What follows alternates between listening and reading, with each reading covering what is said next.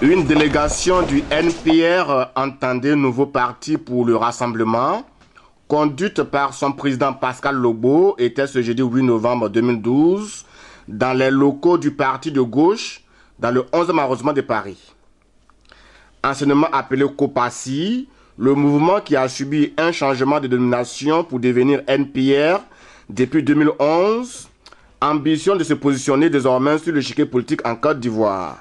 Mais avant, ces responsables qui résident pour la plupart en Europe veulent compter sur le soutien des partenaires étrangers dans le cadre des alliances politiques, mais aussi diplomatiques. Face à M. Patrick Finel, le responsable Afrique du parti de gauche, Pascal Lobau a exposé la situation sociopolitique en Côte d'Ivoire et les raisons du blocage d'un vrai dialogue inter-ivoirien. Pascal Lobau, qui ne conteste pas le pouvoir d'Alassane Ouattara, souhaiterait en revanche que ce dernier crée les conditions nécessaires pour l'expression des droits et des libertés démocratiques. Ce gage, selon lui, pour la participation d'une opposition dans le jeu démocratique en Côte d'Ivoire.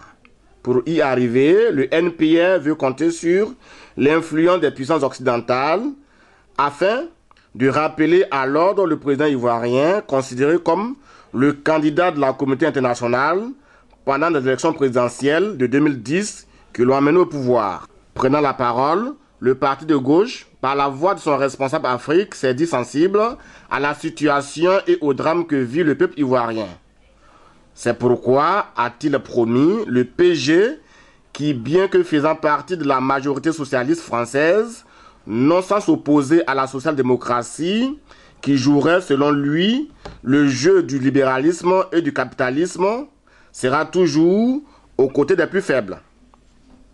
Répondant donc aux doléances de ses hôtes, Patrick Finel s'est dit disposé à soutenir le NPR à travers des communications à l'Assemblée nationale pour interpeller le gouvernement français sur sa politique étrangère en Côte d'Ivoire. C'est forcément utile parce que la bataille pour l'homme d'abord, pour l'humain d'abord, elle est internationale. Et les problèmes que nous avons ici, ils existent en Afrique, ils existent en Amérique latine, ils existent dans l'ensemble de l'Europe. Et les pouvoirs dominants, le capitalisme et les libéraux, eux, ils sont internationaux. Et donc leur organiser une résistance internationale, c'est utile, et donc avoir des partenaires dans tous les pays, c'est utile. Est-ce que ce soir, vous avez été convaincu de l'exposé du NPR, tout ce qu'ils ont exposé sur la Côte d'Ivoire, sur la situation? Est-ce que vous connaissez la Côte d'Ivoire? Vous étiez au courant de cette situation-là? Oui, moi je connais la Côte d'Ivoire, j'étais au courant, ça ne fait que confirmer ce qu'on sait déjà. Effectivement, c'est aujourd'hui un régime sans fonctionnement démocratique qui met ses opposants en prison, qui aujourd'hui est en train de massacrer sur des bases ethniques et communautaires, et qu'il y a une grande régression démocratique et économique de ce pays. Dont la responsabilité revient effectivement à la France et à Sarkozy, qui a installé par les armes M. Ouattara. Que peut faire le Front de gauche concrètement pour que les choses évoluent en Côte d'Ivoire?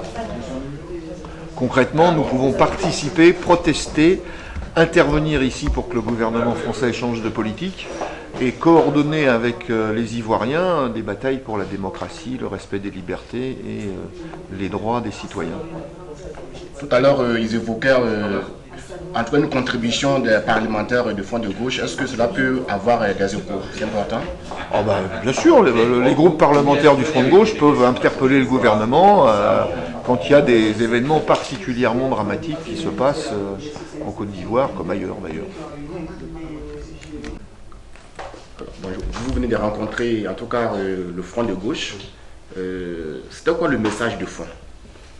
Bon, je pense qu'aujourd'hui, on ne peut pas demander des messages de fond à un responsable politique qui raconte des autorités politiques en France. Il ne peut que expliquer la situation sociopolitique chaotique de notre pays. Donc nous avons rencontré le Front de gauche pour exposer cette situation. Et en même temps, nous avons profité pour qu'ils pèsent de leur poids sur le régime d'Abidjan pour la libération du président Gbagbo et de tous les prisonniers politiques. Ça, c'est la première des choses que nous avons pu exposer au Front de gauche. Parce qu'aujourd'hui, on parle de réconciliation. Les partis politiques qui négocient, qui discutent depuis Marcoussis, depuis 15 ans sans solution, continuent de discuter entre eux. Mais nous pensons que la réconciliation en Côte d'Ivoire passe obligatoirement par la libération, par des actes forts, par la libération de tous les prisonniers politiques et les journalistes. Je pense à Sissavané Ousmane, DP de Cyclone. Voilà des personnes qu'il faut mettre en liberté pour qu'on parle d'une même voix de l'avenir de la Côte d'Ivoire. Et c'est de ça qu'il s'agit. Et en même temps, vous savez, très bientôt, nous avons un autre rendez-vous avec le Quai d'Orsay et l'Élysée. Et nous allons toujours poser sur la table ce même dossier de la Côte d'Ivoire, le dossier socio-politique. En fait, c'est l'offensive diplomatique après tant d'années de marche, de soutien au président Laurent Gbagbo, c'est ça? Non, nous continuons de rester dans la rue. Nous continuons parce qu'aujourd'hui, nous pensons qu'il faut changer de cap, qu'il faut maintenant faire du corps à corps avec les autres partis politiques européens. Donc, bientôt, nous avons notre rendez-vous avec le Parti socialiste. Nous allons exprimer cela. Comme vous l'avez entendu tout à l'heure, nous sommes venus ici pour 3 points essentiels. Et ces points ont été discutés avec le chargé Afrique du Front de Gauche, M. Patrick Finel, que nous avons rencontré, avec lequel nous avons discuté de tous ces points. Et je pense que les choses doivent rentrer dans l'ordre dans notre pays pour que véritablement nous ayons la démocratie qu'il faut. Concrètement, qu'est-ce que vous avez compris de ce qu'il vous a répondu, de ce qu'il a dit, votre interlocuteur ce soir?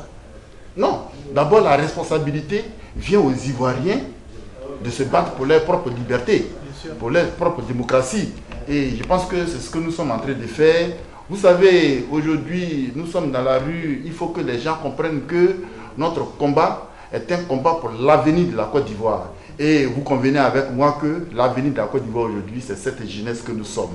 Ce n'est pas ceux qui discutent depuis 1960 qui nous ont amenés dans cette guerre-là. Quand je vois que les gens à Abidjan discutent, on parle de dialogue républicain, les gens qui discutent depuis Marcoussis, dont les négociations et les accords nous ont amenés dans cette guerre, ne peuvent pas nous faire asseoir. Il faut qu'on continue de courir vers la démocratie et c'est ce que nous sommes en train de faire. Notre parti, les jeunes, vous savez ce que les gens racontent. Oui, Lobo, pendant que les gens sont en prison, a trahi la lutte, il a créé un parti politique. Non, c'est le COPACI, créé comme parti politique depuis 2008, qui devient le NPR. Donc nous n'avons trahi personne. Ceux qui ont trahi ceux qui sont en prison, c'est les gens qui ont créé des partis politiques après la chute de Gbagbo. C'est-à-dire, ils ont pris l'argent de Gbagbo pendant qu'il est en prison pour créer des partis politiques. C'est ceux qui créent les partis là, maintenant. Les partisans de Gbagbo qui créent des partis maintenant, qui trahissent Gbagbo. Nous sommes en train de faire notre combat. Parce que depuis la chute de Gbagbo, les autres partis n'ont pas arrêté de faire la politique. Vous avez parlé d'un parti politique jeune, vous-même vous êtes aussi très jeune. Est-ce que vous avez aussi des contacts? Quel est votre rapport avec les autres jeunes? Je parle par exemple de Charles Bleu Goudé, de Damana Picard, des autres qui sont en exil, en Côte d'Ivoire, un peu partout dans le monde. Non, mais les contacts sont bons. Les contacts sont bons, donc nous discutons avec tout le monde. C'est-à-dire l'avenir de la Côte d'Ivoire aujourd'hui, c'est nous. Donc ces contacts-là sont bons. Il faut même aller au-delà. Et les autres jeunesses du PDCI, tous ceux qui voient une autre Côte d'Ivoire après cette crise, nous discutons avec eux pour faire avancer la chose. Vous-même voyez le nom de notre parti, Nouveau Parti pour le Rassemblement. Aujourd'hui, il faut forcément qu'on marche vers le rassemblement pour reconstruire la Côte d'Ivoire détruite. C'est pour ça, moi, mon premier discours que je tiendrai d'ici là, c'est de demander à cette génération d'hommes politiques depuis 1960 de nous laisser tranquilles pour que nous réfléchissions à une autre Côte d'Ivoire. Notons aussi que plusieurs actes stratégiques ont été développés au cours de cette rencontre. La première d'une série d'offensives diplomatiques pour ce jeune parti qui tient son congrès bientôt à Abidjan avant une éventuelle participation aux prochaines élections présidentielles en Côte d'Ivoire.